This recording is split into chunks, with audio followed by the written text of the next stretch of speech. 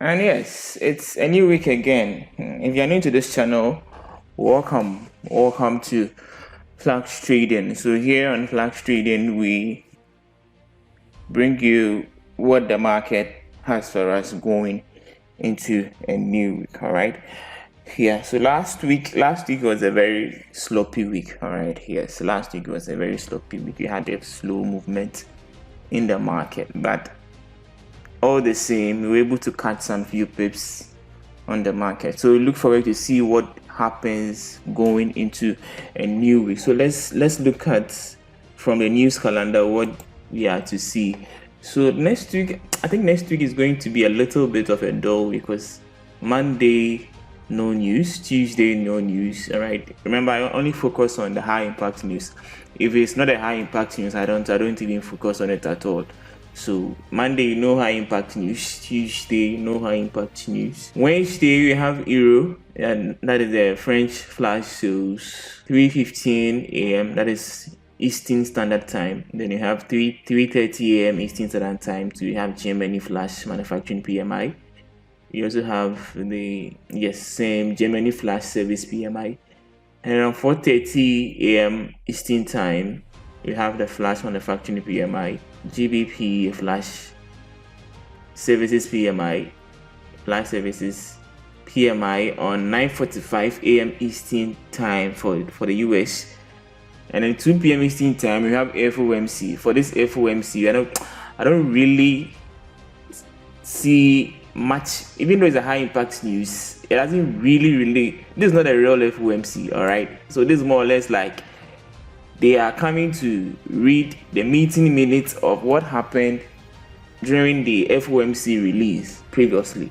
All right, yeah, so we don't really see a lot of movement in the market. All right, so Thursday we have US bank holiday, and then Friday there wouldn't be any news. So going into next week, we are not likely to see much movement in the market. We are going to see a lot of crazy volatility setting in the market rather on Wednesday. So you are likely to see a very slow Monday and a very slow Tuesday too as well, and then Thursday and probably Friday too. So my match focus is really going to be on Wednesday. All right, because right from the get-go we have Euro high impact news, we have GBP high impact news, we have the USD high impact news, and these are the pairs I only focus on. I only focus on Euro, GBP, and USD. So those are the markets, or those are the currencies that my focus is on. So next week is going to be very interesting for me. So let's delve deep into the chart and see what the market is likely to give us as far as price action is concerned. So we start with the dollar index. So the dollar index, we realize that price is stuck within this range. All right, price is stuck within this range. Last week I was expecting to see the dollar index continue to move to the downside, but we saw a lot of consolidations happening within this area. And so going into next week, I'm likely to see, remember, there is a fair value gap here. All right, there's a fair value gap. So I want to see price tap into that fair value gap. Let me change the color of this for you to be able to have clarity on that. Yes, so we are having a slight fair value gap here. All right, yeah.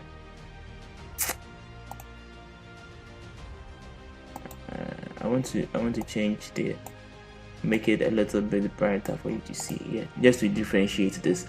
With this fair value gap, it was a fair value gap that was violated, and so once it was violated, I was expecting price to come back to this zone to close up within this zone before we see a continuation to the downside. But it would, in the quest of coming, also created another fair value gap here, of which I've shaded the green zone. We have a fair value gap here. All right, and so going into this, we are likely to see price either will tap into this fair value gap, or it will move up to tap into this fair value gap. We are also seeing here there's another fair value gap here.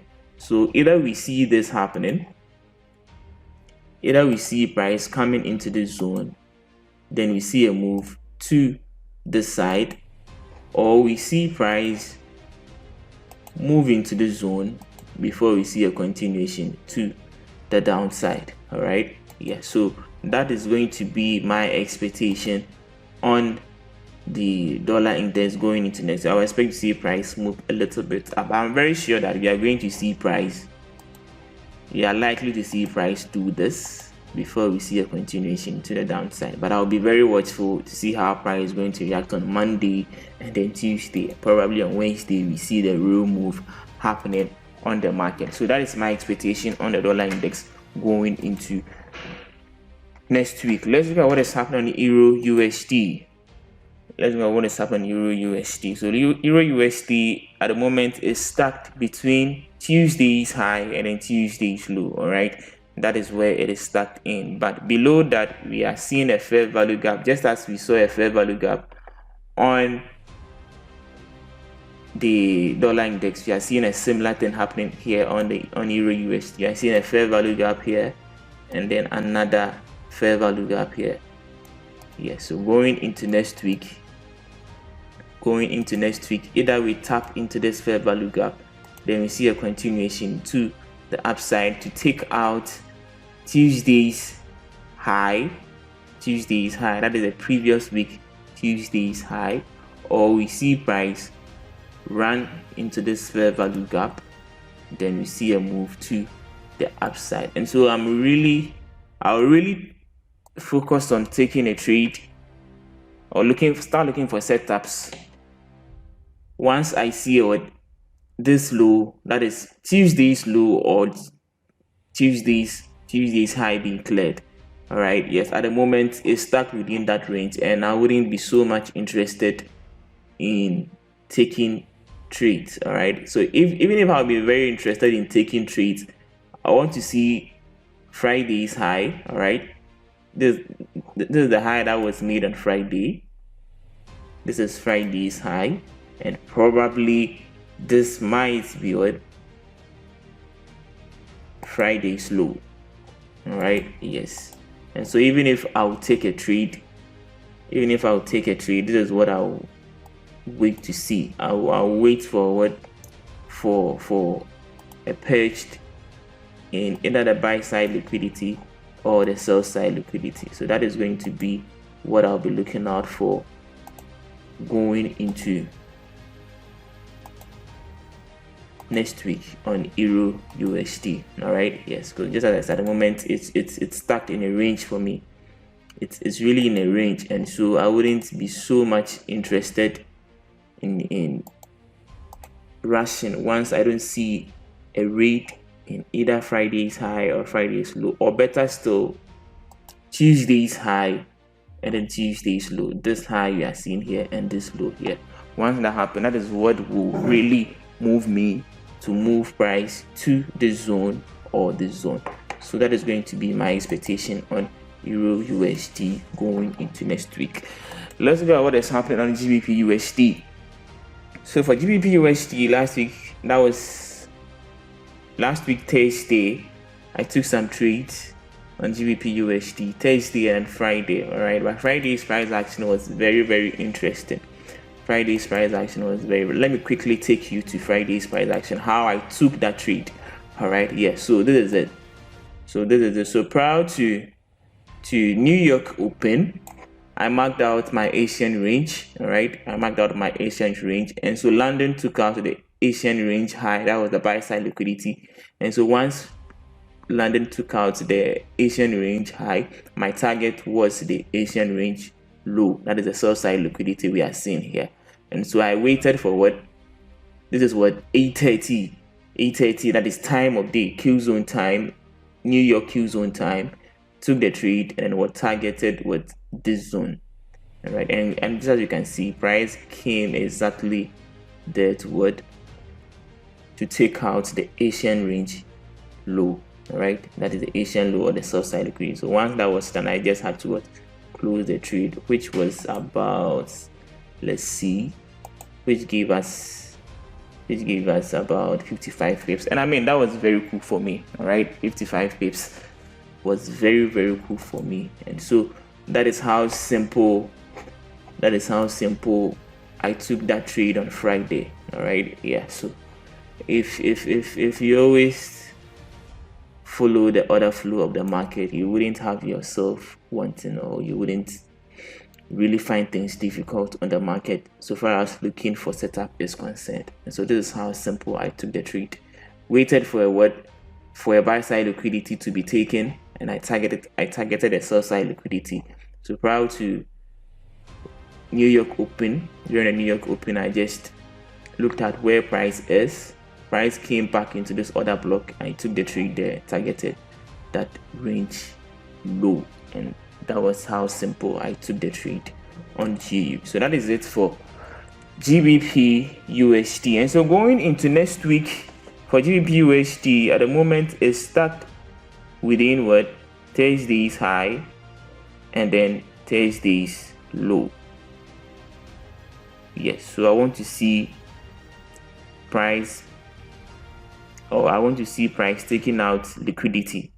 All right, either that previous Thursday's high or Thursday's low. All right, but since I'll be looking for you to see price move to this zone. All right, I'll be looking for you to see price move to this zone before we see a continuation to the upside. So going into next week on GBPUSD, I'll be looking for bearish prices, but before that happens, I would want to see price quickly take out Thursday's high. All right, because I mean Friday, when it attempted to take out Friday's high, let me move to the higher time frame, sorry, the lower time frame, for you to see things clear for yourself. All right, yes, so this is Thursday's high. All right, this is Thursday's high, and you see Tuesday's high is kept intact. So you see how the market is going to react. But on a roll, I want to see price move up to take out buy side liquidity. If the market will be if price is going to be very aggressive, then you are going to see this high being taken before we see a move to the downside. All right, by the moment I'm expecting to see this liquidity being taken. All right, yes, we might see a slight move. All right, we might see a slight move before we see price move to the downside. All right, so even if I don't see Thursday's high being taken, I want to see Friday's high, which is this one, being taken before I'll target any sell movement on GBPUSD. So that is going to be my expectation on GBPUSD going into next week. Let's look at what is happening on Nasdaq. So for Nasdaq, we didn't really see a clear direction last week. All right, we didn't see a clear direction last. So at the moment, two things are going to happen, and once I have two expectations on the market, I stay back, because I always want to have one direction, or I always want to see things clearer on the market. Once I have two expectations on the market, I just stay back to see how price is going to react, to give me a clear direction before I move, or before I take a move on the market. So at the moment, we are likely to see price move to this zone, then we see price come up here, or we are likely to see price come here straight away before we see price come here, then we see a continuation to the upside. So at the moment, I'll be very reluctant on Nasdaq, because at the moment it's not really giving me a clear direction. All right, it's giving me two scenarios, and once I have two scenarios on the market, I just stay calm for me to get a clearer picture. All right, I need a straightforward plan. I don't want a two-way plan. When it happens that way, you get confused. All right, here. So always, when you have situations when you can tell that the market can be bullish, at the same time you have situations to tell that the market can be bearish, you stay back and get a clearer move before you take action. All right, yeah. So that is just that for Nasdaq. All right, let's look at what is happening on US 500, that is the S&P 500. So for S&P 500 too, For S&P 500, I think for S&P 500 is a little bit clearer here. All right, I think it's a little bit clearer here, unlike Nasdaq, but without want to, I would really consider a move or take action, because at the moment we've seen what price taking out what this buy side liquidity. All right, we've seen price taking out this buy side liquidity, and you saw price trying to move into this liquidity void to fill it up, but it didn't move completely. All right, it just moved a little bit, retraced, and then the next day we saw price trying to move up, but it couldn't also move up. So just as I told you, last week was a very, very sloppy market. All right, so the whole of last week, look at how price reacted the whole of last week. It was very sloppy. All right, it gave us a very, very sloppy price action. So at the moment, I'll be expecting to see price continue to move to the downside into the zone before we see a continuation to the upside. But I want to see Friday's high or low, how price is going to react within Friday's high and then Friday's low. Once I get a liquidity purge in any of that sides, that is going to tell me where to look out next. All right, yes, because we can see this happening before we see price come into the zone, or we can see this happening before we see price coming into the zone. All right, yeah, so I'll just have to wait here. I have to wait. I really have to wait to see how the market is going to react. All right, yeah, so that is just that going into next week. Just as I showed you on the news calendar, Wednesday is going to be a very, very busy day, all right, on the market, because volatility is going to set in. We have Euro, we have GBP, we have the USD, all high impact news coming in on Wednesday. All right, so you might want to be very, very careful with your trades. And so far as these times are concerned, I've changed my time zone to the USD. All right, I'm using the US time, or the New York time. That is why on the TradingView platform, on the news calendar, that is the Forex Factory, I prefer using the US time. All right, so if you're on the GMT, you can just convert it to the GMT for you to be able to know what you are about on the market. Because at the end of the day, I look at this is my core my core value so far as flash trading is concerned. I look at liquidity, I look at imbalance, all right, I look at time of day. So by looking at liquidity, I look at where price has taken liquidity from. All right, has it taken a buy side liquidity, or has it taken a sell side liquidity? All right, then I look at where is price going. Is it going to fill an imbalance? Is there any imbalance that price is going to fill? All right, because once price takes out a liquidity, the next thing is to move to an imbalance. And then I look at the time of day before I take the trade. I ask myself, what is the time? All right, what is the time I'm taking the trade?